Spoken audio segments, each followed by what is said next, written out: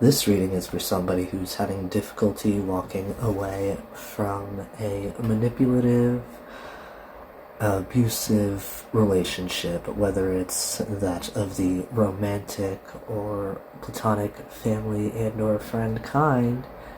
The situation has had you up in your head for a minute now, and it's been so long that you have grown comfortable there, and this is kind of like your normal everyday thing. But this card speaks to getting out of a situation before it becomes too difficult or nearly impossible to leave. Alright, so for how you can best protect your energy, we have card number 11, Sun. Paint the sun back into your sky, further clarified by the Six of Swords. All aboard which, it's time to write a new chapter. Now here, okay, the sun speaks to finding joy outside of other people, right? Finding things that you yourself personally enjoy.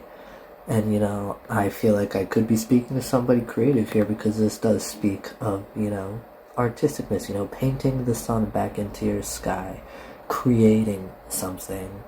I feel like, creating things is something that can bring you joy, but also with, being clarified by the Six of Swords in this one in particular, homegirl has her bags packed. She's waiting for possibly even that boat back there, so I feel like there could even be some travel here that could, in a sense, be bringing you back to yourself. Now, for how you can best tend to your mind and body, we have card number 20, Lighthouse. Don't doubt your worth. Further clarified by the Nine of Pentacles, pause and savor the results of your success. Now here, this speaks of the negative self-talk. Okay. Not having confidence in yourself and needing to,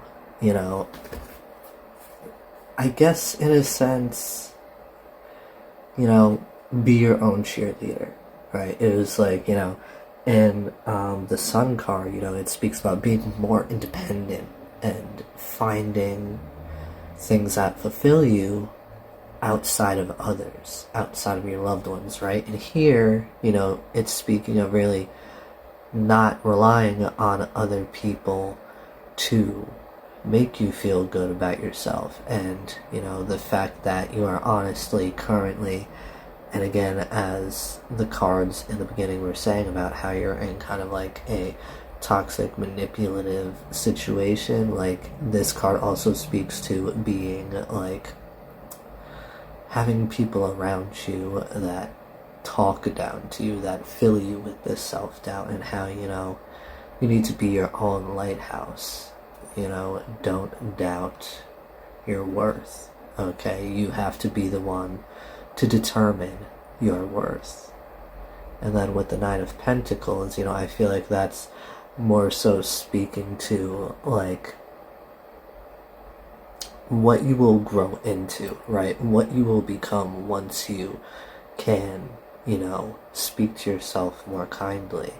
And that's kind of like the Nine of Pentacles is like the end result of that, right? Because also, the Nine of Pentacles is also looked at as like pre-Empress energy, like a major glow up.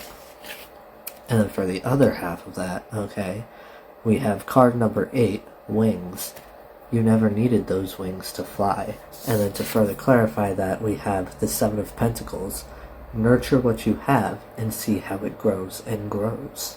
So, again, these two cards speaking about growth, and also, both of these oracle cards are very similar. This one in particular, again, speaking about a sort of inner emotional independence. There will always be people who will doubt you, who will doubt what you can do.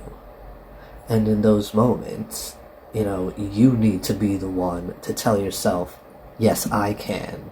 You know, you have to be able to tell yourself, like, those people's opinions really don't matter.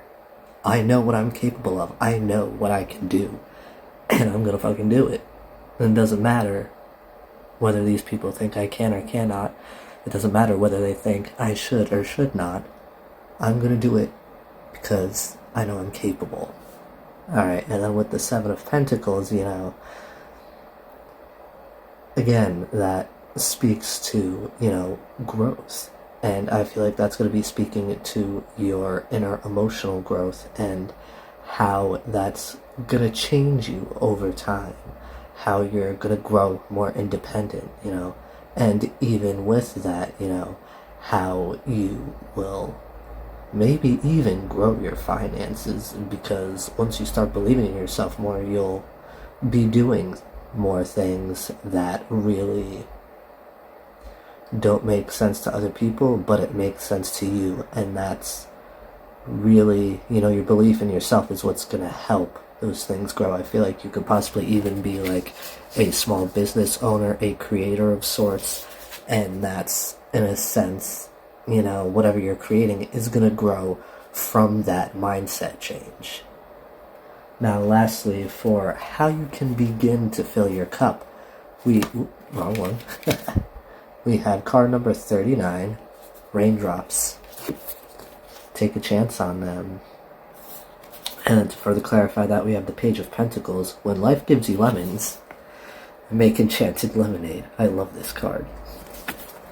Now, this speaks to trusting that somebody else won't hurt you, okay? And just like, you know, in general, trusting your own judgment when it comes to another person and being able to trust them, seeing them as a trustworthy individual.